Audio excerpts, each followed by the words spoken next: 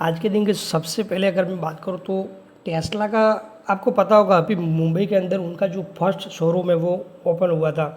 इसके बीच अभी एक न्यूज़ सामने निकल के आ रही है कि टेस्ला का जो सुपर चार्जिंग स्टेशन है वो भी मुंबई बांद्रा के अंदर ओपन हो रहा है। और जो फुल चार्ज की जो कीमत तय किया हुआ है वो 1440 रुपये है और 15 मिनट चार्जिंग में 250 मीटर कार है वो दौड़ेगी।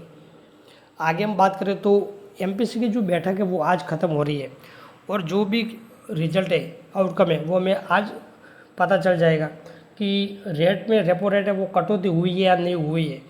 मैं आगे बात करूँ तो बिजनेस स्टैंडर्ड का जो पोल है वो उनका जो मानना है कि रेपो रेट के अंदर कोई भी बदलाव नहीं होगा, लेकिन अभी जो भी रिजल्ट है वो मैं आज पता चल ही जाएगा।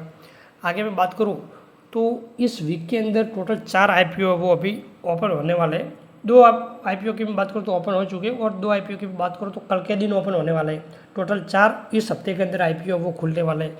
और जीएमपी की मैं बात करूँ तो कौन से आईपीओ की जीएमपी है वो कितनी चल रही है, तो मैं बात करूँ तो 2 आईपीओ है उनकी जीएमपी 0 चल रही है, एक आईपीओ की जीएमपी है वो 12% चल रही है और एक आईपीओ की जीएमपी है वो 57% चल रही है। आगे मैं बात करूँ तो फॉरेन इन्वेस्टर है वो अभी लगातार बिफाली कर रहे हैं। पिछले 4 महीने की बात करूँ तो उनकी तरफ से खरीदारी हुई थी, लेकिन अभी जुलाई महीने की मैं बात करूँ तो करीब 50,000 करोड़ की बिफाली हुई है। ठीक है, हमारी डोमेस्टिक इन्वेस्टर है, मैं बात करूँ डोमेस्टिक इंस्टीट्यूशन इन्वेस्टर की तरफ से बहुत ही अच्छी खरीदारी हो रही है। इसकी वजह से जो मार्केट है वो अभी संभला हुआ है।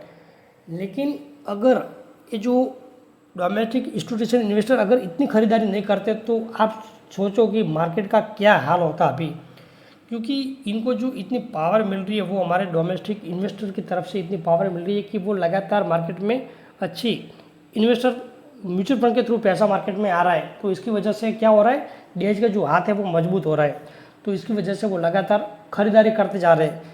भले ही वो फॉरेन इन्वेस्टर इतनी बिकवाली कर रहे हैं लेकिन फिर भी मार्केट में इतनी ज़्यादा असर नहीं हो रहा है। और उसके पीछे की रीज़न है वो है ये जो म्यूचुअल फंड के थ्रू मार्केट में जो पैसा आ रहा है डोमेस्टिक इंस्टीट्यूशन की तरफ से, मतलब डोमेस्टिक इन्वेस्टर की तरफ से मार्केट में जो पैसा लग रहा है उसका पावर है।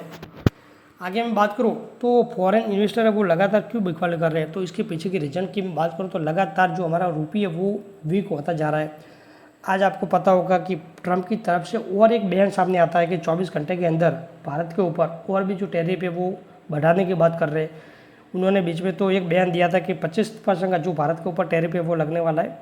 अभी एक न्यूज़ सामने निकल के आ रही है कि भारत के ऊपर 24 घंटे के अंदर ही जो टैरिफ है वो हम और भी बढ़ाने वाला है, क्योंकि भारत है वो रशिया से तेल खरीद रहा है, हथियार खरीद रहा है, ताकि जो है वो अमेरिका को पसंद नहीं आ रहा है। तो इसकी वजह से टैरिफ है वो भारत के ऊपर और भी ज़्यादा बढ़ाने की बात कर रहा है। तो इसकी वजह से ये जो रूपी है वो हमारा लगातार वीक होता ही जा रहा है। तो इसकी वजह से ये फॉरेन इन्वेस्टर है वो लगातार बिकवाली कर रहे हैं।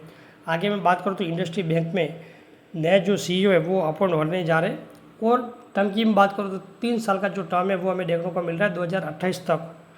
आगे भी बात करूँ तो लक्ष्मी इंडिया फाइनेंस कंपनी का जो आईपीओ वो आज लिस्टेड हुआ है। 158 रुपये का जो शेयर है वो 136 के ऊपर खुला है।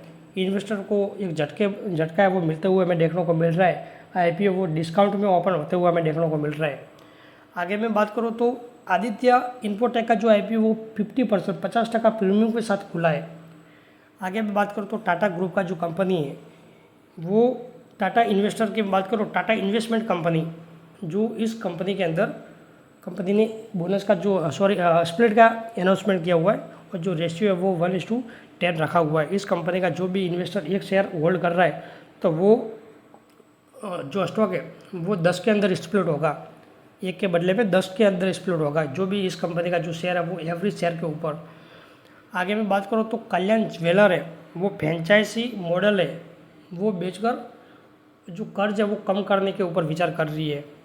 आगे मैं बात करूँ तो गॉडफ्रे फिलिप्स कंपनी की मैं बात करूँ तो उन्होंने भी बोनस का ऐलान किया हुआ है, डिक्लेयर किया हुआ है और जो रेशियो है वो 2:1 है, यानी कि इस कंपनी का जो भी इन्वेस्टर है वो इस कंपनी का एक शेयर होल्ड कर रहा है तो एडिशनल 2 शेयर मिलेंगे।